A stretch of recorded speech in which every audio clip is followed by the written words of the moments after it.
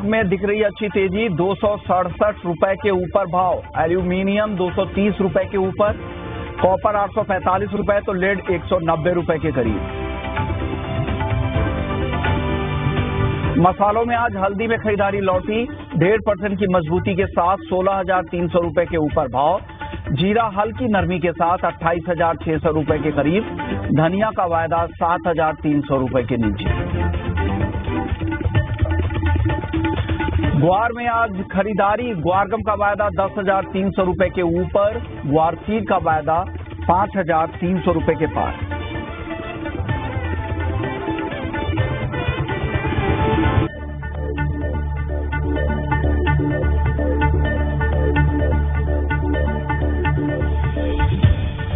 नमस्कार, स्वागत है आपका।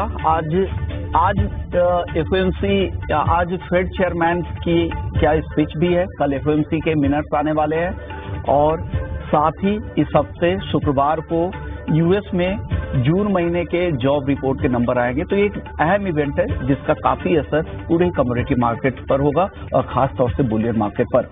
और गोल्ड और सिल्वर को अगर आज आप देखें तो आज दोनों में हल्की खरीदारी दिख रही है, लेकिन एक डिसाइसिव मूव इसलिए नहीं दिख रहा है कि इन बड़े इवेंट से पहले बाजार अभी देख रहा है कि किस तरह के डेटा आते हैं, उसके बाद एक बड़ी मूव आएगी। लेकिन दोनों ही काउंटर में तेजी दिख रही है। बाकी अगर बेस मेटल्स में अगर आप देखें तो जिंक जहां पर अच्छी तेजी है करीब 1% की, लेड, कॉपर, एल्युमिनियम में मामूली तेजी के साथ कारोबार हो रहा है। कॉपर तो बिल्कुल सपाट है 845 रुपए पर, और नॉन एग्री मार्केट में सिर्फ नेचुरल गैस ऐसा एक काउंटर है जहां आज दबाव दिख रहा है। चलिए, मैं हूं विश्व मोहन और हमारे साथ आज 4 मेहमान होंगे जो आज आपको मदद करने वाले हैं। अजय केडिया हैं, केडिया कमोडिटी के एमडी हैं और रिसर्च हेड भी हैं। दिव्या गगलानी हैं एक्सिस सिक्योरिटीज से, भाविक पटेल हैं ट्रेडबुल सिक्योरिटीज से, हमारे साथ किशोर शाह भी आगे होंगे, मसाला कारोबारी। चलिए, सबसे पहले गोल्ड पर आपकी राय चाहिए। केडिया जी, क्या लग रहा है, गोल्ड की चाल किस तरह की रहेगी या अभी डेटा ड्रिवन वीक है, यहाँ पर अभी दूर रहना चाहिए, क्या सलाह देंगे?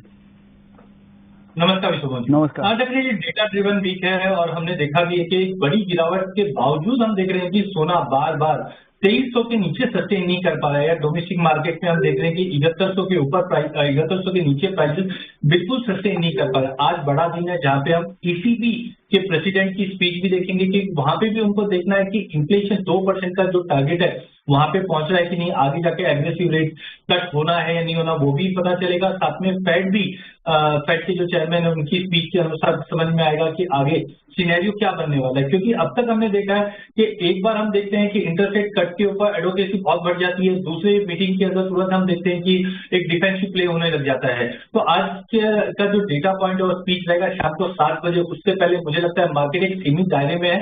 बट कुल मिला के जो की लेवल्स है, लाइक $2300 का भाव हम गोल्ड में और चांदी के अंदर $29, ये दोनों लेवल के ऊपर गोल्ड और सिल्वर अच्छे से ट्रेड कर रहा है। डॉलर इंडेक्स भी 106 के ऊपर नहीं जा रहा है। इन सबको देखते हुए मुझे लगता है प्राइसेस साइडवे टू पॉजिटिव रहेगा। इसी को देखते हुए गोल्ड अगस्त वायदा 71,500 पे लेके चलना चाहिए। 71,300 का स्टॉप लॉस रखिए। 72 से 72,100 तक का एक पुलबैक दिखा सकता है। ऑप्शन के जरिए भी आप एंटर कर सकते हो जहां पे 71,000 का आपको कॉल लेके चलना है। वहीं अगर चांदी की अगर बात करें तो चांदी में आप ध्यान रखिए गोल्ड सिल्वर रेशियो 80.40 तक गया था, बट वहां से आप गिरावट दिखाने लग गई है।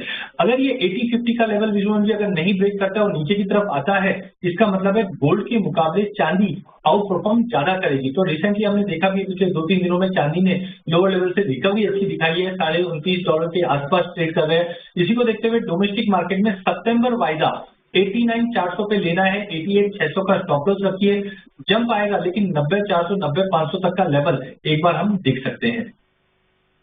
दोनों काउंटर लग रहा है कि खरीद कर ही जाना चाहिए, लेकिन ट्रेड जो भी करे बिना स्टॉप लॉस के ना करे और जो टारगेट दिए गए हैं उसका भी ध्यान रखे।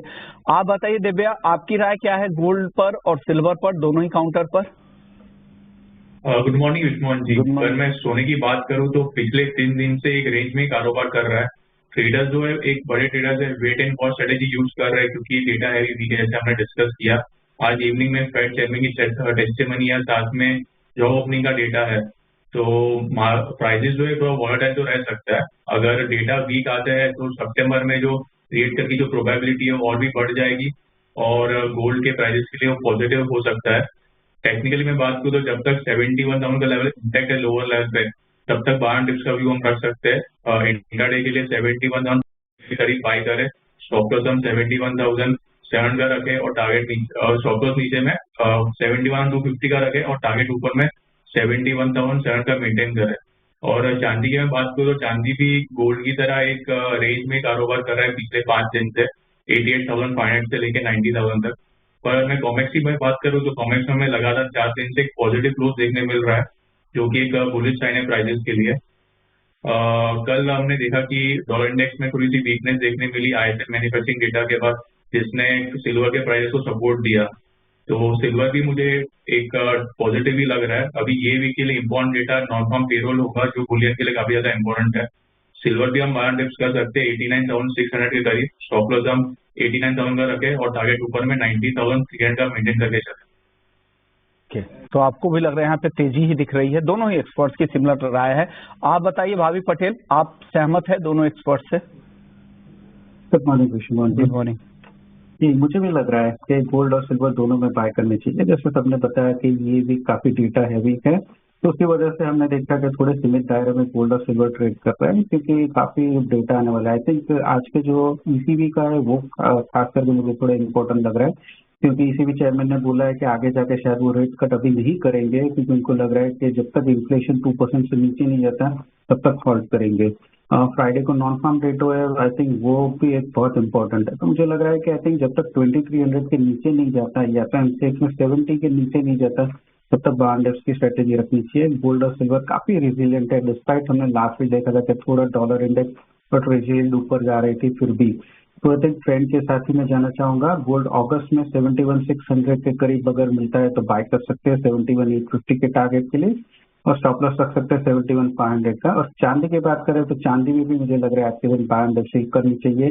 अराउंड 89,600 जो सितंबर कॉन्ट्रैक्ट है वो बाय कर सकते हैं 90,200 के टारगेट के लिए, और स्टॉप लॉस रख सकते हैं 89,200 का। तो ये सलाह गोल्ड और सिल्वर को लेकर है। कच्चे तेल में अच्छी तेजी दिख रही है, करीब 2 महीने की ऊंचाई पर भाव पहुंच चुके हैं। कल भी 2% से ज्यादा की तेजी थी। केडिया जी, क्या और तेजी दिख रही है आपको इस, और जो तनाव जो चल रहा है खाड़ी देशों में, इसका कितना असर हो सकता है? ऊपर में भाव कहां तक जा सकते हैं?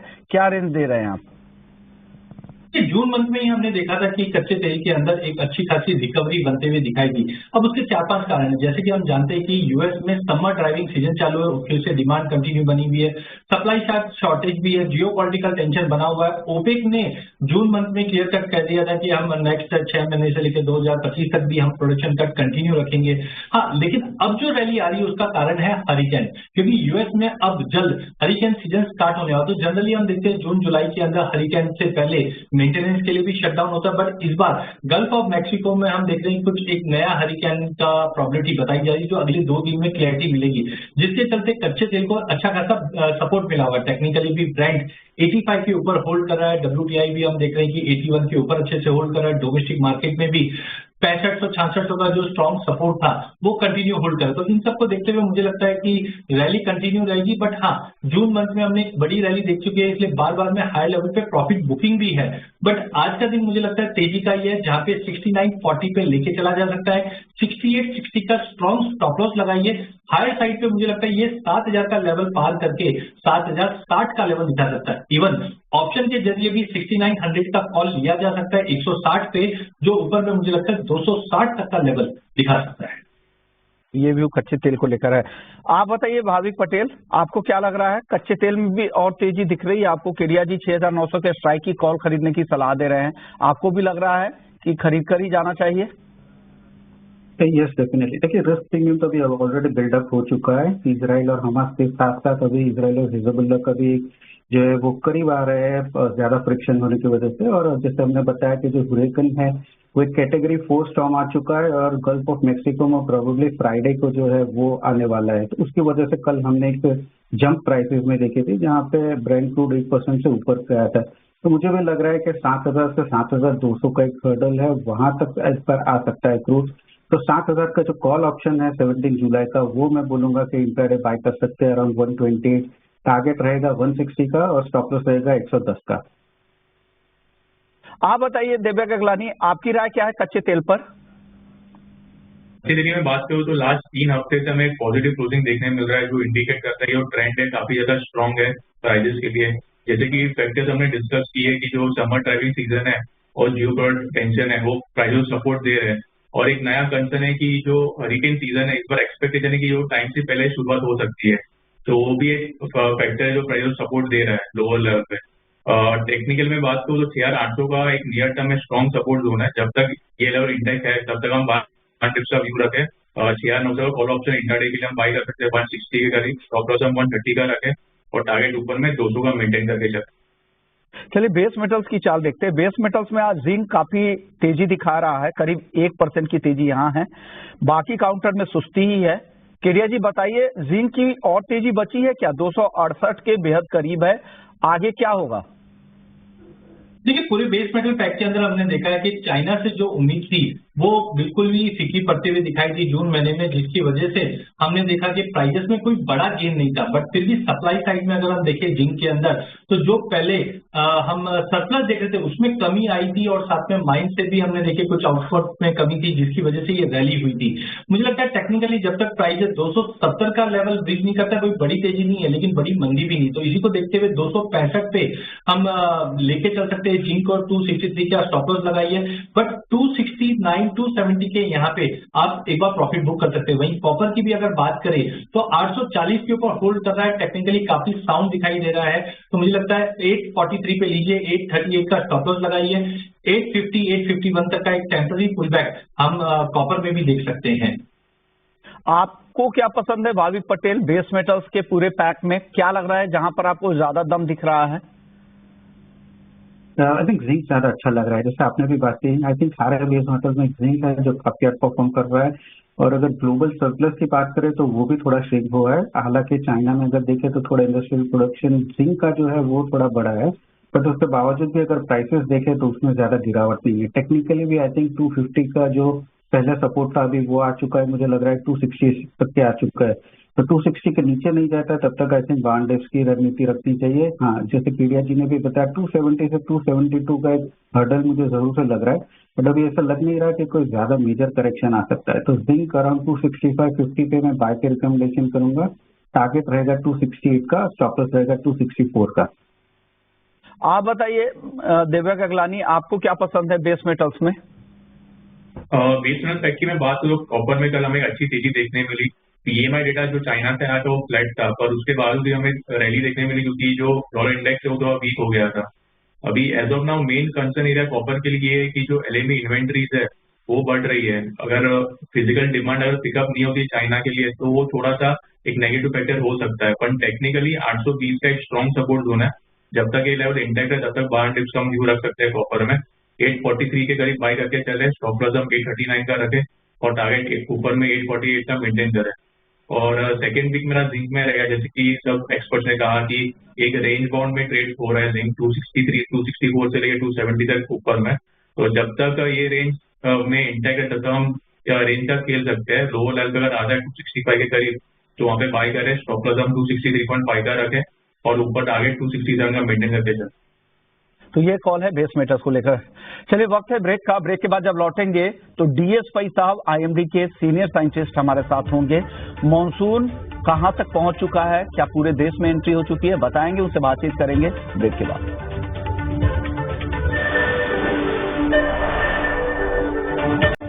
ब्रेक के बाद आपका स्वागत है। बात कर लेते हैं नेचुरल गैस की। नेचुरल गैस को अगर आप देखें तो आज कमजोर दिख रहा है, 206 रुपए के आसपास है।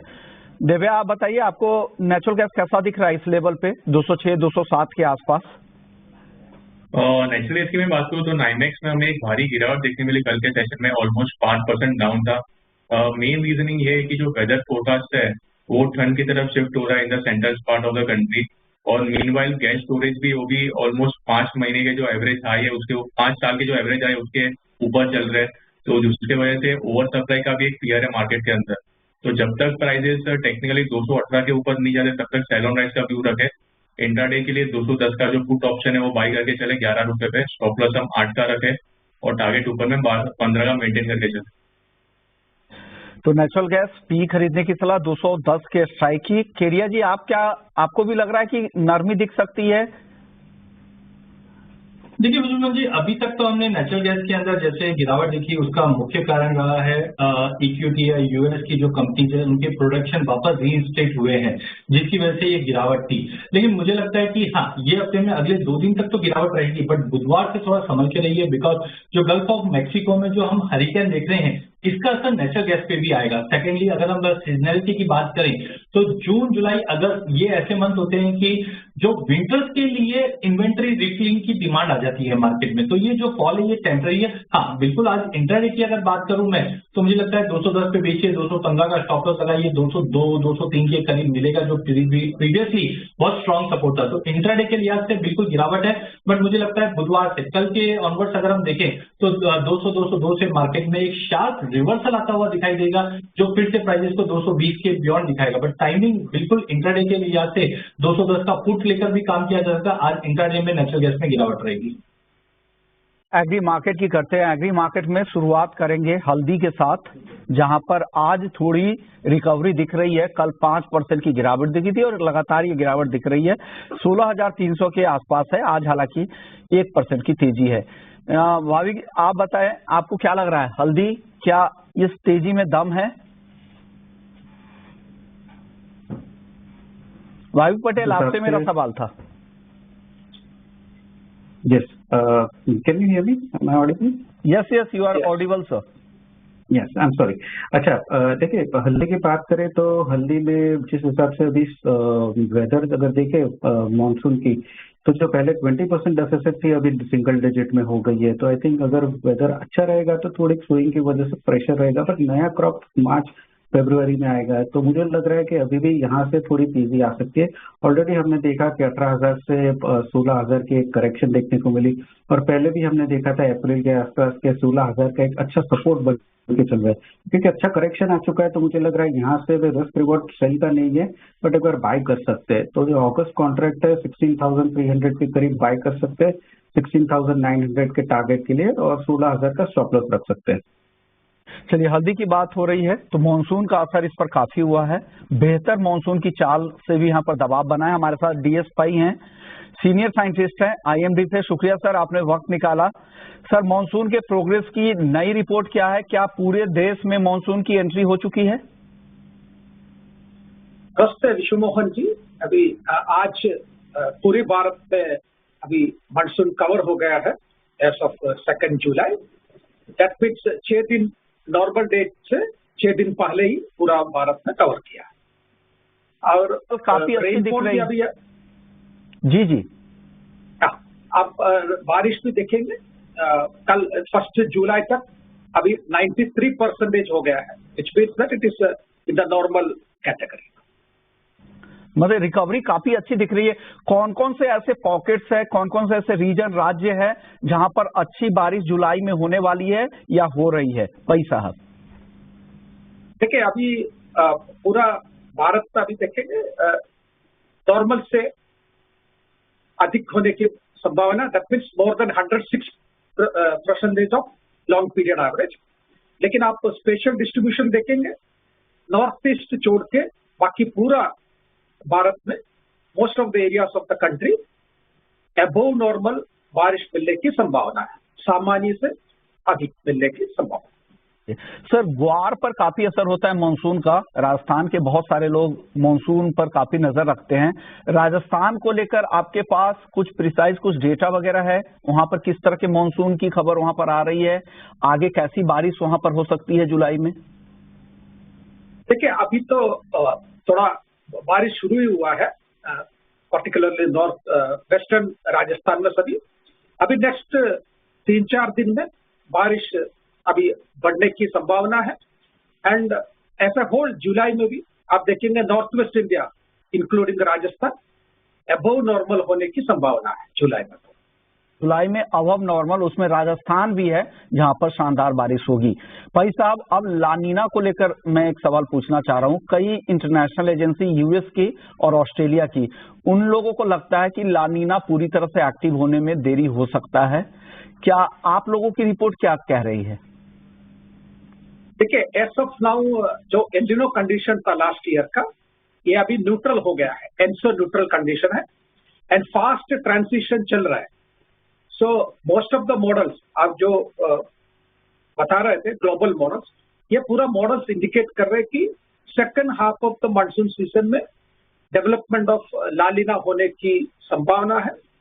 जनरली जब लालिना डिक्लेयर करने के लिए आपको कंटिन्यूस 5 सीजन ना 3 मंथ सीजन में सर्टन थ्रेशोल्ड से कम होना चाहिए टेम्परेचर। सो फोरकास्ट भी दिखा रहे हैं कि ये पूरा नेक्स्ट 6 ये almost 9-10 months La Nina condition establish होने की अच्छा संभावना है, which means that La Nina type conditions हमें second half of the monsoon season में ज्यादा पॉसिबिलिटी है, ऑलमोस्ट मोर देन 65-70% प्रोबेबिलिटी।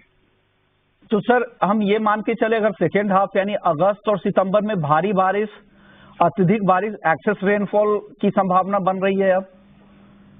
देखिए जैसे हम लोग ऑलरेडी बारिश की पूरा सीजन के लिए मोर देन 106 यानी नॉर्मल से अबव नॉर्मल होने की संभावना बताई थी।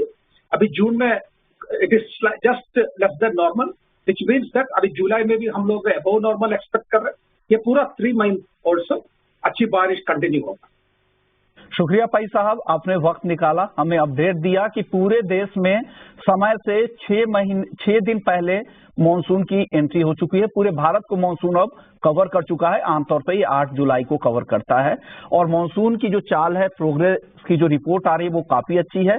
पई साहब ये भी कह रहे हैं कि जुलाई, अगस्त और सितंबर ये काफी बेहतर रहने वाला है, क्योंकि जून में हमने देखा था पूरे देश में सामान्य से 11% कम बारिश हुई थी, लेकिन कल 1 जुलाई को देश भर में सामान्य से 88% ज्यादा बारिश हुई और आज भी अच्छी बारिश ज्यादातर इलाकों में हो रही है और इसकी रफ्तार और भी बेहतर होने वाली है और लानीना अगस्त और सितंबर में एक्टिव होगा, जिसका फायदा पूरे मानसून सीजन को मिलेगा। चलिए आगे बढ़ते हैं। अब एक एक करके मसालों पर बात हम कर रहे थे, हल्दी की बात हो गई थी। केरिया जी, जीरे पर आप बताइए, क्या लग रहा है जीरे में क्या हो गया है? जीरा फिर से दबाव दिख रहा है, कोई खबर? छोटा जवाब दीजिएगा।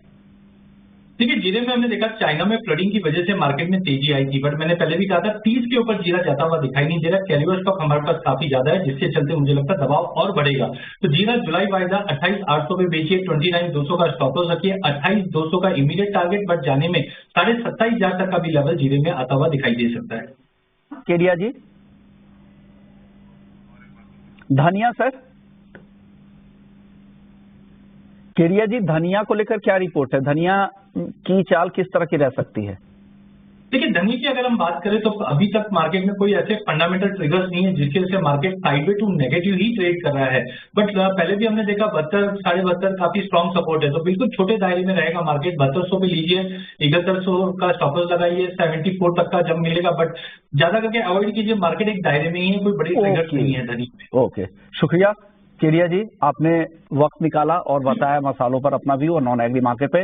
और भाविक पटेल और दिव्या अगलानी, आपका भी बहुत बहुत शुक्रिया। अब हमारे साथ किशोर शाह हैं, ऊंझा मंडी के कारोबारी है। सर, जीरे में जो दबाव दिख रहा है 2 दिनों से, आप क्या वजह मानते हैं, क्या हुआ है और मार्केट की अब इनसाइट्स क्या है, नई खबर क्या है? हाँ जी, नमस्कार विश्व मोहन जी। नमस्कार सर। एक्चुअली बाजार के अंदर थोड़ा बहुत सेंटीमेंट क्या होता है बिकवाली का कारण ये है कि अभी थोड़ी बहुत बरसातें हुई है, जैसे गुजरात के अंदर थोड़ी बारिश हुई है, राजस्थान में थोड़ी बारिश हुई है, तो उसके हिसाब से सभी कमोडिटी थोड़ा मंदी की तरफ मतलब ट्रेड कर रहा था, उसकी तरफ जीरा भी दबा। लेकिन जीरा वापस ये आपकी साइड में जाएगा, अभी बहुत टाइम है, लिमिट में माल नहीं है। कल भी चाइना के व्यापार हुए हैं, फॉरेन के अंदर भी अपने जीरा का ही व्यापार हो रहा है। वहां से यहाँ जीरा आने वाला नहीं है, क्योंकि वहां के भाव ऑलरेडी अपने से $700 ऊपर चल रहे हैं और अपना भाव नीचे है। वर्ल्ड के अंदर सस्ते सस्ता जीरा ऊंझा का ही है, मतलब इंडिया का ही है, बाकी कहीं नहीं है सर। इसलिए यहाँ से एक्सपोर्ट जाना है, इंपोर्ट कुछ आना नहीं है। ठीक है, टेम्पररी थोड़ी बहुत मंदी हो सकती है, क्योंकि थोड़ा बहुत बिकवाली रहना या किसानों की बिकवाली रहना उसके सतह में, लेकिन आज अभी थोड़ा लोकल डिमांड भी थोड़ा बहुत कम है। आगे जाके डिमांड भी सुधरेगी और एक्सपोर्ट भी सुधरेगा, उसके साथ बाजार वापस अप की तरफ ही रहेंगे, ज्यादा मंदी नहीं लगती है सर। आपको जो तेजी लग रही है 34-35 हजार की आप बातचीत पिछले इंटरव्यू में आप कर रहे थे, वो तेजी कब तक आएगी सर? कोई टाइम फ्रेम अगले महीने उम्मीद करें, अगस्त में या जुलाई में ही आ जाएगी? मैंने आपको बोला 30 अगस्त तक आपको बताया था मैंने आपको। ओके, 30 अगस्त तक वो तेजी आपको दिख रही है। शुक्रिया किशोर शाह जी, आपने वक्त निकाला और जीरे में क्या हो रहा है मार्केट में आपने अपनी एनालिसिस, अपनी रिपोर्ट हमारे साथ शेयर कर ली। चलिए वक्त हो गया छोटे से ब्रेक का। ब्रेक के बाद जब हम लौटेंगे तो इक्विटी मार्केट में वायदा बाजार में क्या कुछ हो रहा है सब कुछ लेकर आएंगे। नमस्कार।